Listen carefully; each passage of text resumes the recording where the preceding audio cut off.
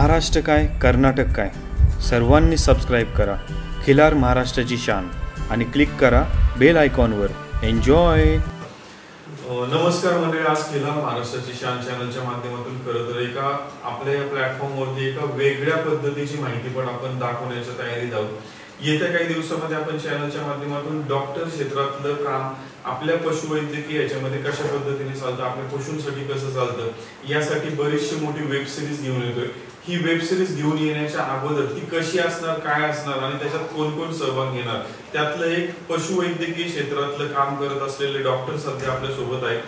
Doctor खिलार महाराष्ट्राची शान चॅनलवर सर्वात पहिल्यांदा आपलं खूप खूप स्वागत आहे. डॉक्टर, आज आमच्याकडे फक्त एक छोट्याशा मुलाखतीच्या माध्यमातून आम्हाला हा संदेश तुमच्या माध्यमातून जे काम घडते ते दाखवायचे की ज्याचा पहिला आमचा प्रश्न हा आहे. आम्ही मगाशी तुमच्या हॉस्पिटलला येथे क्लिनिकला आलो. खरं तर आम्हाला वाटलं की हे माणसांचं हॉस्पिटल आहे की जिथं तुम्ही त्यांना विचारताय तुमच्या पशूचं काय काय घडलं किंवा त्यांनी काय काल केलं हे केलं. पहिला आम्हाला शंका निर्माण झाली हे माणसांचं आहे का काय, पण तुम्ही पशूंसाठी माणसांच्याही पुढच्या लेवलला जाऊन त्याची नोंदणी घेताय. तर नक्की हे काम कसं चालतं? तर ह्याच्यातून आम्हाला एकच प्रश्न आहे की आमच्या गायींना चांगल्या दुधाच्या वंशावळीच्या कालवड तयार करायच्या किंवा आमच्या गायी गाभण राहत नाहीये. आणि आम्ही पाहिलं की तुम्ही सायकोलॉजी म्हणजे जायचं इंजेक्शन ठोकलं गोळी दिली निघाले असं नाही, तुम्ही त्याच्या अगोदर मागचा इतिहास पाहता, काहीतरी एक वेगळी सिस्टीम तुमचं वर्क करतंय. तर कसं काम चालतं ते आम्हाला दूध वाढीसाठी आणि आमच्या काही गायी गाभणच राहत नाहीयेत, कधी कधी 3-3, 4-4 वेळा भरणं ते परत रिवर्स येणं. तर हा प्रश्न आमचा पहिला आहे आणि त्याच्याशी निगडीत तुम्ही जी नोंदणी करताय कदाचित ते आम्ही पण एक आता देशी वंशासाठी सगळे शेतकरी एकत्र आलोय. त्याच्यातून आम्ही असं करतोय की मायक्रोचिप बसवायची गोवंशाला, एक आधार नंबर येणार त्याच्यातनं आणि त्या गोवंशाची होणारी पायदास, वासरं, तिला भरलेलं वळू, एखाद्या वळूची पायदास, त्यांनी भरलेल्या गायी, ही सगळी नोंद ठेवणार आहोत. तर या दोन प्रश्नांच्या रिलेटेड आम्हाला तुमचं मार्गदर्शन हवं डॉक्टर. नमस्कार सुरज दादा.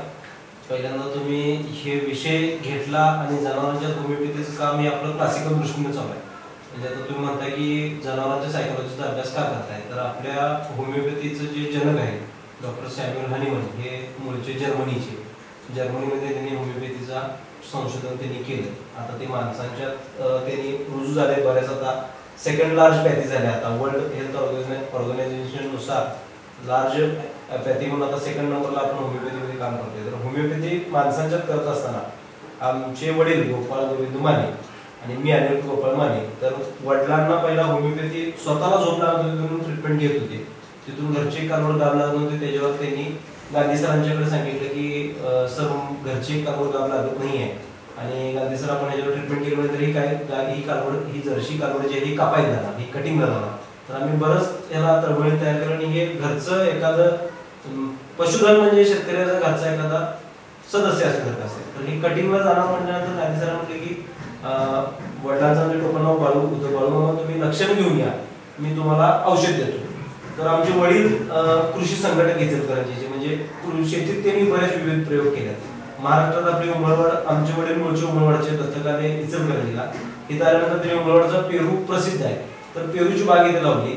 महाराष्ट्रात 2 नंबरला आपली बाग झाली.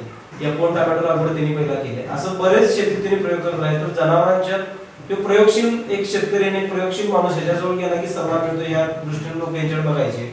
वडिलांनी माणसांची लक्षणं जसं डॉक्टर विचारतात तसं डॉक्टरांच्यावर मी काय काय घेऊन माहिती, तर तुम्ही हे तहान घेऊन या, भूक घेऊन या, याचा स्वभाव कसा घेऊन या, आता जनावरचा स्वभाव कसा काढायचा.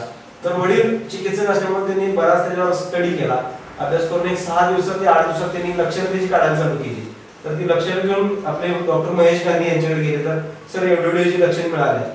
तर लक्षण काय होती, पहिल्यांदा आवड तिची, तर आवड तिला वल्ला भरडा खायला आवडते, वाळा भरडा खात नाही, वल्ली स्वयंपाची वाळली खात नाही आणि उष्ट पाणी पित नाही. म्हणजे ह्या जनावरचं पाजलेलं पाणी शेतकरी साधारण कसं असते, काय पाण्याचा वॉशरूम इकडची गाडी काय त्याला ठेवायचं. तर आमची कारणं उष्ट पाणी पित नव्हती, तिला तिच्या समोर बाडी सगळी स्वच्छ धुवायची मगच ती पाणी पिणार. ह्याच्यावरनं गांधी सरांनी एक मेडिसिन दिलं आणि जे आपल्या वडील म्हणजे प्रयत्नशील असल्यामुळे बऱ्याच डॉक्टरांना त्यांनी व्हिजिट दिली. 8-10 डॉक्टर दाखवलेले आहेत जवळपास. नाही म्हटलं तर त्या काळी म्हणजे 2002च्या बी आधी नाही म्हटलं तर तिला 3-4 हजार रुपये मिळत, त्या काळी फार्मसी काय वाढत नव्हतं. तर गांधी सरांनी डोस दिल्यानंतर 21 दिवसात ती कालवड घाण टाकून मारजावं लागली. मग भरवणारे डॉक्टर जे होते आमच्या इथे कधी राजू पुजारी म्हणून, त्यांनी म्हटले की मामा याला काय औषध तुम्ही केलंय सांगा, आम्ही एवढं औषध केलं आणि तुम्ही काय याला केलंय सांगा. तर ते म्हटले बाबा मी काही नाही केलं नाही, मी आमच्या डॉक्टरला लक्षण सांगितलं आणि हे मला डॉक्टरने औषध दिलं आणि कारण होमिओपॅथी औषध हे माझ्यावर आले. तर त्यांना एवढ्या शाबुदाण्याच्या वेळेला काय होतंय असं त्यांना बी वाटलं. त्याच्यानंतर वडिलांच्याकडे आमची कालवड गाभण झाली. आमच्या कालवडीची गाभण झाली तर बाळूमामा एक कृषी संघटक आणि एक आयकॉन शेतकऱ्यांचा होता, त्याचीच कालवड गाभल्यामुळे गावात चर्चेचा विषय होता. ही कालवड गाभल्यामुळे कशात गाभलेली आम्हाला सांगा. वडील काय म्हणाले गांधी सरांच्याकडे जाऊया, औषध घेऊया तुमची बी जनावर गाभ होतील. गांधी सर काय म्हणाले मला माणसाचं पेशंट लोड आहे, तुम्हीच मामा आता चालू करा आणि मी माहिती थोडी थोडी दुनिया तुम्हाला सांगतो. 30 रुपये डोस आपण पहिल्यांदा चालू केला होमिओपॅथी द्यायला. आज ते 30 रुपये डोस देत शेतकऱ्यांच्या पर्यंत ते एवढं होमिओपॅथीला पोहोचलंय. मस्टॅडिस आज तुम्ही जर गायींच्यात बघितला तर कमीत कमी 1500, 1500, 700 ज्या औषध वापरले त्या पद्धतीने खर्च येतोय. आपण 200 रुपयामध्ये मस्टॅडिस बरा करतोय, म्हैस असू दे, एचएफ असू दे, गाई असू दे. तर मस्टॅडिस असा आजार गर्भधारण न होणे, बऱ्याच कालवडींची तक्रार आहे. 2दा वळवला, 3दा वळवला, आम्ही तिथपर्यंत गेलो, वेळेत गेलो, सकाळी गेलो, अध्यायश जाऊन राहिलोय, सकाळी पहिल्यांदा वळवून पहिल्यांदा ह्याला भरून गेलो तरी गाव लागला. तर ह्यात सगळ्यात सायकोलॉजी डिफाईन म्हणजे जे मॅटर करते. तर आता कसं होतंय एखाद्या गाईचं सायकोलॉजी कशी ओळखायची. आता जर समजा एखाद्या याच्या खिलार गाईचं वासरू जर वेळे अगोदर दगावलं, कुठल्याही कारणानं दगावले, तर ती गाय परत गर्भ जाण्यासाठी तयार होते. काय तयार होत नाही तर ते सायकोलॉजीचा ऑरा तिचा असा असतोय की ह्या जागेत जर मी परत वासरू दिलं तर ते दगावलं. कुत्र्यानं फाडलेलं असेल, वाघाने शिकार केले असेल किंवा माणसाच्या चुकीमुळे मेलेलं असेल, तर ह्या सायकोलॉजीचा विचार करता त्या गाईची ओहरी म्हणजे सिमेंट केल्यानंतर किंवा ओळखून स्पर्म ओहरीकडे जाते, तिथून ते स्त्रीजन्याच्या निमित्तातून गायी गर्भधारण होत्या, तर त्या ओहरी बारीक होत्या. तर त्या बारीक कसं होत्या सायकोलॉजिकल ट्रॉमा. उदाहरण एखाद्या जागेवर जर तुम्ही गाडीतून जाताना पडला तर परत त्या जागेवर गेल्यावर तुम्हाला ती घटना आठवते का नाही, तर तो सायकोलॉजिकल तुमचा ट्रॉमा. ह्यो ट्रॉमा जर त्या गायीला बसला, तिच्या समोर तिच्या वासराचं जर मालकानं नियोजन व्यवस्थित केला नाही, तुम्हाला ती दूध देते म्हणजे ती तुमच्यावर उपकार करते. तुम्ही खायला देताय म्हणजे ते तुम्ही उपकार करत नाही, तुमच्या स्वार्थासाठी तिला तुम्ही बांधलेला आहे. तुम्ही सोडून त्या कुठे बी जगते, दाऊ बाबा कुठे बी जगते, म्हणजे स्वावलंबी आहे काय आहे, आपल्या स्वार्थासाठी आपण तिला पाळले. तर मालक ज्या वेळेला त्या वासराचं पालन पोषण कसं करतोय त्याच्यावरती काही ठरवतंय की पुढे ह्याच्या पोटात आपण दूध द्यायचं आहे की नाही, हा त्याचा सायकोलॉजिकल ट्रॉमा. मग एखादा धक्का बसला की ती गाई दूध द्यायचं कमी करणार किंवा वासरू तिचं मरण गर्भधारण तयार होतं. तर तुमच्या माध्यमातून आम्हाला शेतकऱ्यांनी हे सांगायचं की ह्यांची सुद्धा सायकोलॉजी मॅटर करत्या. तुम्ही याच्या गाई असू दे, खिलार असू दे, म्हैस असू दे, गर्भधारण त्याची झाल्यापासून ते व्यूजपर्यंत कशी काळजी घेताय आणि व्यायानंतर त्या वासराची तुम्ही जपणूक कशी करताय, त्याच्यावरती दूध द्यायचं, वासराला किती पाजायचं आणि ते वासरू कसं तुम्ही जतन करताय, त्याच्यावर परत तुमच्या घरी गाभण लागायचे की नाही हे. आता ही मुलाखत तुमच्या इकडे त्या शेतकऱ्यांच्या डोक्यात 100% ह्या गोष्टी जे आता चिकित्सक आहेत त्यांच्या डोक्यात येणार की आम्ही गेलेला हे जो वासरू विकलं ही 2-3 दिवस ओढत होती, परत गाभण टाका. गाय दुःख व्यक्त करते. तर प्रत्येकाची दुःख व्यक्त करायची पद्धत माणसाची जशी वेगळी जनावरांची वेगळी. कोण खाणं पिणं सोडणार, कोण ओरडणार, कोण हंबरणार, कोण दुसऱ्या गायींच्यावर अग्रेसिव्ह होणार. प्रतिकार करायची प्रत्येकाची आणि भावना व्यक्त करायची प्रत्येकाची पद्धत वेगळी आहे. तसं गाय जे तुम्ही म्हणताय की गर्भधारणा व्हायला त्रास होतोय किंवा दूध देत नाही, तर शेतकऱ्यांनी ह्या गोष्टी पहिला तंतोतंत ह्या जपल्या पाहिजेत की ज्या वेळेला तुमची गाय वित्या, त्या गायीची डिलिव्हरी होत्या किंवा ती जणत्या वित्या, तर त्या वासराची तुम्ही पहिला काळजी घेताना तुम्ही अति काळजी न घेता पहिला तिला ते वासरू चाटून तिला स्वच्छ करायला. त्यातनं काय होतंय हार्मोन्स तिच्या मेंदूतनं तिच्या ब्रेन मध्ये हार्मोन्स रिलीज होतोय. संप्रेरक ज्यावेळेला रिलीज होत्या, संप्रेरक ज्यावेळेला सुटत्यात, ते मायेचा पाझर फुटणं म्हणतात. ते ज्यावेळेला चाटायला चालू करते त्यावेळेला त्या भावनात्मक बदल होऊन तिला पाना सुटतो. पाना सुटला की ते वासरू डायरेक्ट कासाला लावतो, ते दूध पिते, त्याची पूर्ण सायकल व्यवस्थित होते. आता आपण ज्या डीप मध्ये जायला नको कारण बराच वेळ झाला ब्रेनची सिस्टीम समजून सांगायला. तर ह्यामध्ये जर तुम्ही ही प्रोसिजर व्यवस्थित पार पाडला तर नैसर्गिक पद्धतीने तुम्ही बरोबर चालता. एखाद्या वेळेस जर वासरू रात्रीतून व्यालं आणि गाईने जर ती वासरू चाटली नाही तर खिल्लार ही एवढी तल्लक आणि एवढी हुशार जात आहे ती परत त्या वासराला मॅच करून घेत नाही किंवा जुळवून घेत. जुळवून घेते म्हणजे काय करणार, डायरेक्ट वासराला शिंग आणणार आणि लांब फेकून देणार, लाता घालणार. तुम्हाला आता बऱ्याच ठिकाणी बघायला सुद्धा मिळते खिल्लार गाई एवढ्या लाता मारतात त्या लाताशी घेऊन लोक खिल्लार गाई पाळत नाही. तर खिल्लार गाय न पाळणं हा विषय जो आहे तो न पाळणं म्हणजे त्या लातासने त्या दुधाला भिवून दूध बी मिळत नाही आणि लात बी जोरात मारते. मग आता सायकोलॉजीचा अभ्यास जर तुम्ही परफेक्ट केला तर त्या वासरात जर तुम्ही जतन व्यवस्थित केला तर ते वासरू व्यवस्थित राहणार, गाय व्यवस्थित राहणार, गाय व्यवस्थित, माय व्यवस्थित, तुम्हाला दूध मिळालं, तुमच्या वासराचं जतन व्यवस्थित झालं. एखादी छोटीशी चूक गडबडीने लोकांना सवय असते की खिलार गाई झाली की एचएफ गाईसारखं ते वासरू लांब करायचं, त्याला धुवायचं. ते धुतला की त्याच्या अंगावरची जर घाण एकदा ती धुवून गेली आणि त्या गाईने चाटली नाही तर त्या गाईने त्या वासराची आयडी विसरली, म्हणजे आयडेंटिटीचा लूज झाला. आयडेंटिटी लूज झाला की ती गाय त्या वासराकडे बघत बी नाही आणि त्या सायकोलॉजीच्या डोक्यात फिट येत नाही की हे माझं वासरू आहे, त्यामुळे ती दूध देतच नाही. मग त्यात कास जळणं, कास सुकणं, कास सुकली, कसली कास लावली, कोण म्हणते दृष्टावलंय, कोण म्हणते हे झालं, कोण म्हणते ते झालं, हे प्रकार होते. तर हे सगळ्याचं रिझन एकच की सायकोलॉजिकल डिस्टर्ब. तर सूर्यदादा आपण शेतकऱ्यांना ह्या तुमच्या माध्यमातून सांगणार आहे की तुम्ही वासरू ज्या वेळेला गाईला होतोय त्यावेळेला ते वासरू तिला स्वच्छ चाटून स्वच्छ करायला लावा. जर ते चाटायला नाही म्हणलं तर त्या वासराच्या अंगावर तुम्ही हात फिरवा, जो बळच चिकट आलेला असतो किंवा जे एक पातळ द्रव आलेला असतो तो त्याच्या नाकाला घासा. त्याला काय करून त्या गाईची माया त्याला लागली पाहिजे. बऱ्याच गाई असे असते त्यांची वासरावर मायाच नसते, म्हणजे ती जुळूनच घेते. तर हे 2 पिढ्या 3 पिढ्या मागचा ट्रॉमा जो असतो ते पुढे कॅरी होत असतो आणि त्या गाईला सवय नसते. तर तुम्ही सवय लावली पाहिजे की वासरू तुझा तुला चाटून स्वच्छ केलं पाहिजे. मग डिलिव्हरी झाल्यानंतर तुम्ही 1-2 तास 3 तास त्या गोट्यात हजर राहायचे. एकदा वासराला जर गाईनं चाटली तर तुम्ही जेवढं काळजी घेत नाही तेवढी काळजी घ्यायची. भले पुढे वाघ चिंता आली तर ती गाई त्या वाघावर भांडणार, कुठे तर सोडूनच द्या, तर त्या वासराला धक्का लागू देत नाही. तर वासराची इम्युनिटी वळू शर्तीला पळू दे किंवा सिमेंटला येते, बीज प्रक्रियेला येते किंवा वेस्टला पळू दे, जर त्याला आईचं दूध भरपूर मिळालं तर त्याची प्रतिकारशक्ती स्ट्रॉंग राहणार, तो चांगला तयार होणार.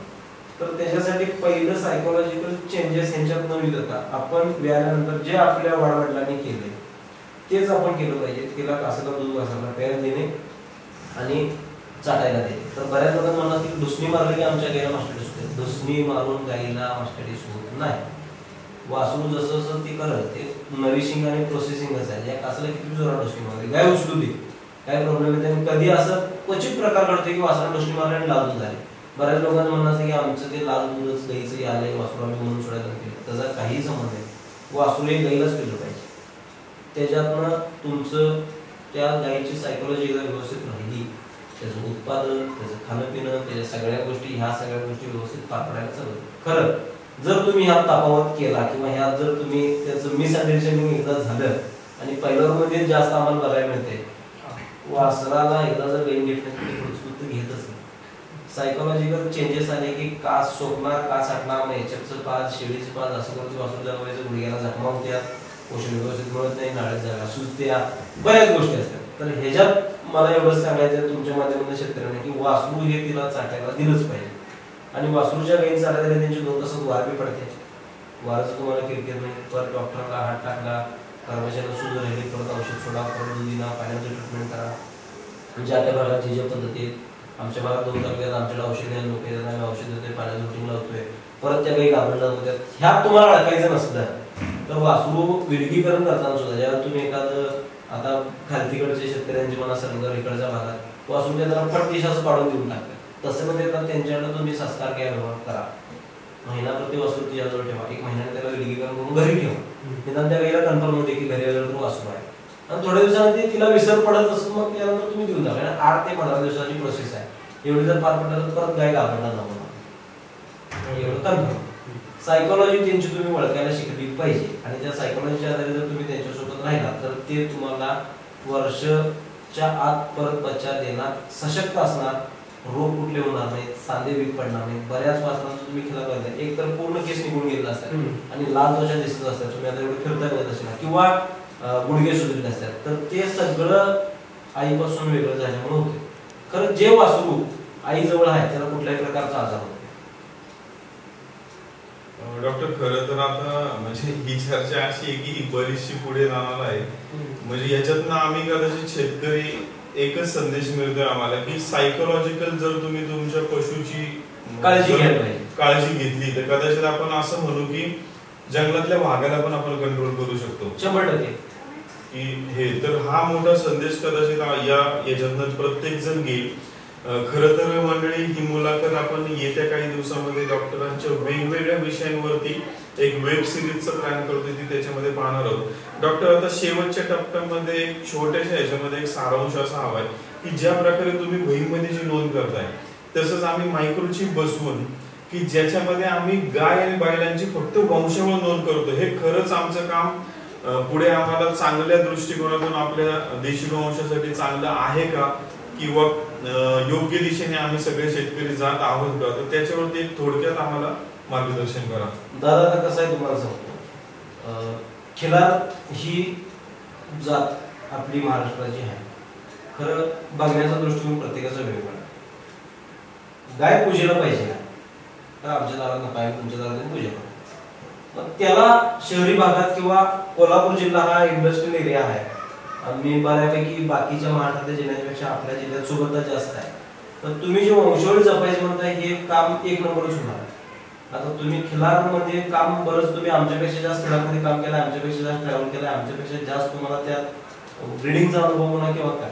आता जे दोन भाग यात पडतात, आता आमची अपेक्षा तुमच्याकडनं आहे. जसं तुम्ही आज आम्हाला विचारत तसं आमची तुमच्याकडे अपेक्षा एक आहे.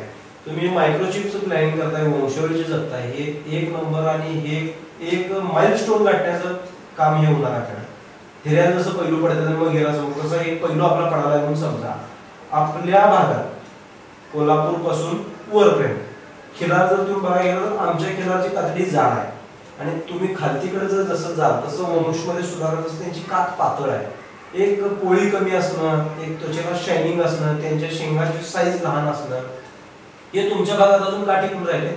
कारण तुमच्या भागात लोक सिमेंट करत नाहीत, ती वळू दाखवतात. मग वळू सिलेक्ट करताना तुमच्याकडचे लोक ते वळू कसा आहे, त्याचे म्हणजे भरल्यानंतर गाईचं गाप लागायचं प्रमाण कसं आहे, तर हे शेतकऱ्यांची चर्चा आहे. आता मला जर एखाद्या जत कसल्या पुढच्या किंवा इकडच्या खिलारच्या वळूची माहिती पाहिजे असेल, मला त्या गाईला मला हा वळू दाखवायचा आहे आणि मला इचलकरंजीला आता इथून निवडगिरा मला ट्रॅव्हल करायचं आहे, तर सुरजदा प्रत्येकाला आम्हाला तुम्हाला कॉन्टॅक्ट करायला लागते किंवा तिथं लिंक काढायला लागते. तुम्ही जे वंशावळी जपायचं किंवा चिप बसवायचं प्लॅनिंग म्हणताय, हे एका क्लिकवर सगळं मिळणार आहे आपल्याला. आता याच्यामध्ये तुम्ही बघताय सेक्शन सिमेंट केलं, म्हणजे सॉर्टेड सिमेंट. सॉर्टेड सिमेंट म्हणजे काय, पाडीच व्हायचं सिमेंट त्यात होणार आहे. ज्यावर तुम्ही वंशावळी जपत चालला आणि शेतकऱ्यांनी जर ते फॉलो केलं त्याला दोन फायदे होणार आहेत. एक तर तुम्हाला टॉपचा ब्रीडचा वळू, त्याची पैदास, त्याची झालेली वंशावळी आणि त्याची झालेली वळू. आता ते कुठे कुठे आहे? आता बरीच असे आहेत, ह्या मालकाने नाद केला, ह्यांचा वळू झाला, ह्यांना नेहमी विकला, तर ती वळू कुठं असते आपल्याला माहित नसते. तर तुम्ही ज्याला नोंदणी म्हणताय, जी आधार नंबर तुम्ही जे घ्यालाय, तर एका क्लिकवर आपल्याला कळणार की याचं लोकेशन काय किंवा हे कुणाला दिला, काय विकला. जर समजा ह्यांनी घेतला तर यांच्याकडून ह्यांनी एक QR कोड स्कॅन करतील, बाबा ह्याचं काय जुनं, ह्याचं हेल्थ लेवल काय, ह्याच्यापासून जन्मलेल्या पैदाशी कुठे आहे, ह्याचं काय. आपल्याकडं खिलारमध्ये काम करत असताना हे काहीच राहिलं नाही. आपण फक्त कसं करतो, आता जो वळू पाहिजे तो घेतला, सिमेंट केलं किंवा वळू लावला, गाईला अंड एखादा वासरू झालं, एक वासरू दिलं, विषय संपला. तर तुम्ही ज्या नोंदी ठेवाला हे बरंच मोठं काम होणार. त्यातनं फायदा काय होणार आहे, तुम्ही जर खाली तिकडे गेला तर लोकांना आता कसं आहे, वासरू तयार करायचं आणि वासरू चांगल्या किमतीला विकायचं. आमच्या भागात कसं आहे की आम्हाला दुधाची गरज जास्त, खाली बी आहेच, त्यांच्याकडे शास्त्रीय दृष्ट्या त्या एकदम चांगल्या, त्या काही 7-8 लिटर सुद्धा दूध देतात. आमच्या भागात बी बऱ्याच गाई असे आहेत की खिलार 10 लिटर दूध देतात, 12 देतात, 14 देतात, सकाळी 6-7 देतात, संध्याकाळी. खरं लोक कसं करतात, सांगत नाही किंवा सांगायची इच्छा आहे कारण ते माहिती पोहोचत नाही. बरेच अशी वळू किंवा बऱ्याच गाई आहेत की त्या वळूंच्या पासून तुम्ही सिमेंट केला तर ते जन्मणारी पाडी करून 8 लिटर दूध पिळाले. मग मला सांगा, सर्वसामान्य आता बरीच शेतकरी आमच्या भागात सुद्धा एक याच्यापैकी किंवा एक म्हैस दूध, एकच म्हैस दुधाला ठेवतात.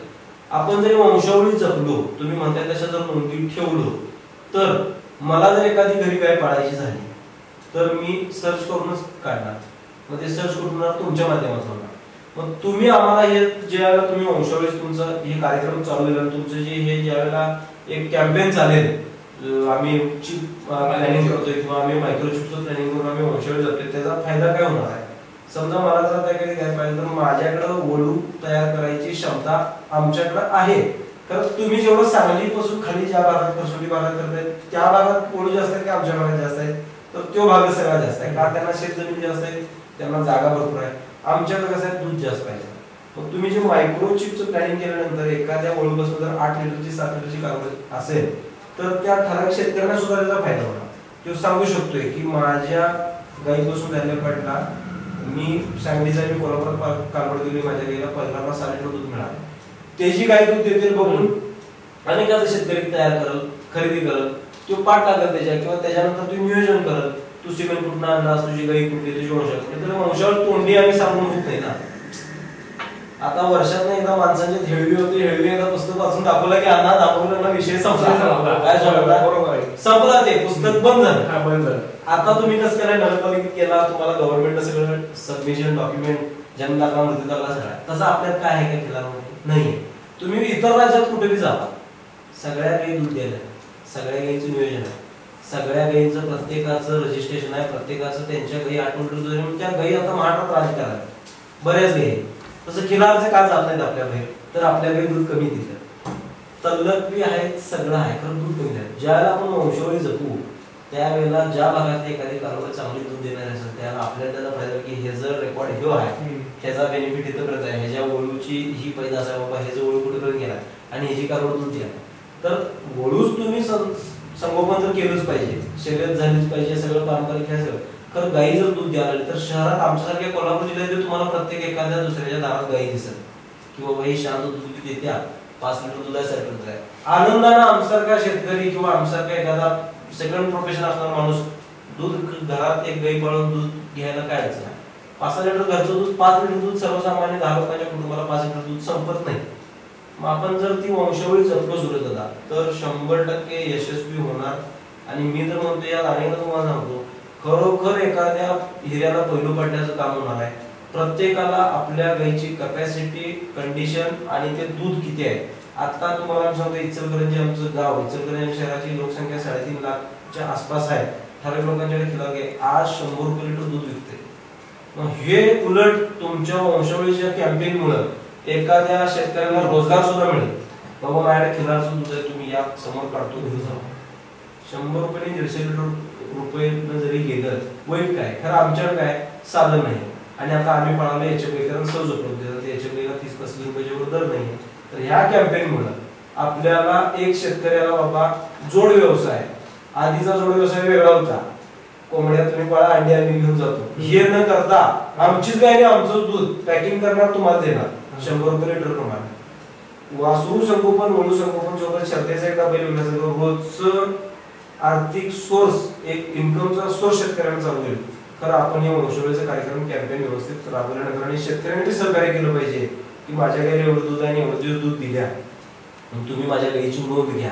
तर आपण आधार नंबर केला तरी आपल्याला 100% फायदेशीर ठरणार. डॉक्टर आता आम्हाला शेवटचा एक हे हवंय की आता काही जवळपासचे शेतकरी असतील ते तुमच्या ऑफिसवरती क्लिनिक मध्ये येथे येऊन तुम्हाला संपर्क साधतील, काही लांबचे असतील तर त्यांनी आम्हाला तुमचं संपूर्ण नाव गाव पत्ता, इथे यायचं असेल तर हे कुठे, आणि इथे जर येऊ नाही शकलो तर आम्ही फोनवर कसं कनेक्ट होऊ शकतो हे शेवटचं आम्हाला मार्गदर्शन. माझं नाव पूर्ण डॉक्टर अनिरुद्ध गोपाळ माने.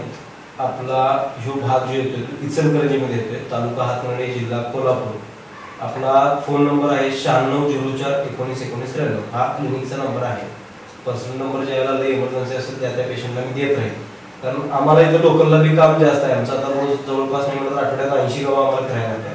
2 तालुके शिरोळ आणि हातकर्णी, आणि सांगली जिल्ह्यामध्ये दुधगाव, कोठेप्राण, माळवाडी, सावर्डे, आष्टा या सांगली जिल्ह्यामध्ये सुद्धा आम्ही रूट करतो. तर ज्या शेतकऱ्यांना एखादी किवडी असेल, बाबा आमच्या गाईचं दूध वाढत नाहीये, वासरावर मायाच नाहीये, वासरू होतोय तर पुढच्या वेळेला ती त्या वासराला दूधच पाजले नाही, त्यामुळे वासरू वीक झालं, पैदा चांगली केल्या तर गाई वासराला पाजत नाहीये. आपण मगाशी चर्चा केल्यामुळं आईची माया त्याला नाही आणि आईचं दूध मिळाल्यामुळे वासराची वाढ कमी होत्या. तर 9604191993 नंबरला तुम्ही व्हॉट्सअपला मेसेज करा. कॉल असेल तर शक्य करा, आम्ही जर बिझी नसेल तर कॉल तुमचा रिसिव्ह करू, तुम्हाला यातनं सगळी काय तुम्हाला पाहिजे ते मार्गदर्शन करू. त्याच्या व्यतिरिक्त आम्ही व्हॉट्सअपवर तुम्हाला फॉर्म पाठवतोय की तुमच्या जनावरांची सगळी डिटेल आम्हाला भरून पाठवा. तर ते फॉर्म तुम्ही आमचा नंबर सेव्ह केला तुमच्या व्हॉट्सअपला ओपन होतोय आणि त्याचं नाव, गाव, टॅग नंबर, त्या गाईचा फोटो असेल तर टाकावा काय असेल त्याच्यावर मग आम्ही तुम्हाला निदान करून 1-2 दिवसामध्ये तुमचं औषध तुमच्या महाराष्ट्राच्या कुठल्याही जिल्ह्यात, ऑल ओव्हर इंडिया जरी असलं तर ते कुरिअरला औषध तुम्हाला पोहोचवणार. आता तुमचा भाग कितपत दुर्गम आहे किंवा कितपत म्हणजे शहराच्या जवळ आहे ते कुरिअर पोहोचायची व्यवस्था 1-2 दिवसात असते तर ते मिळून जाईल, काय अडचण नाही. महाराष्ट्रात तुम्ही कुठूनही जर खिलारसाठी किंवा कुठल्याही जनावर टाकण्यासाठी जर तुम्ही कॉल केला तर आम्ही व्हॉट्सअपवर तुम्हाला फॉर्म पाठवून देऊ. आणि शक्यतो कसं होते, आता आमचं हे वडिलांच्यापासून जातं, आमची दुसरी पिढी आहे, तर बरंच आमचं शेड्यूल बिझी राहते. कॉल प्रत्येकाला रिसिव्ह होईल असं नाही, तुम्ही व्हॉट्सअपला संपर्क करा, आम्ही तुम्हाला टचमध्ये येऊ. येस, खूप खूप धन्यवाद डॉक्टर मंडळी. अशा प्रकारे या मुलाखतीच्या माध्यमातून आपण आपल्या दावणीला असलेल्या पशुचं मन ओळखून कसं काय त्याला आपण तिथे चांगल्या पद्धतीने जपू शकतो, त्याचं संवर्धन करू शकतो, ही सुंदर माहिती पाहिली.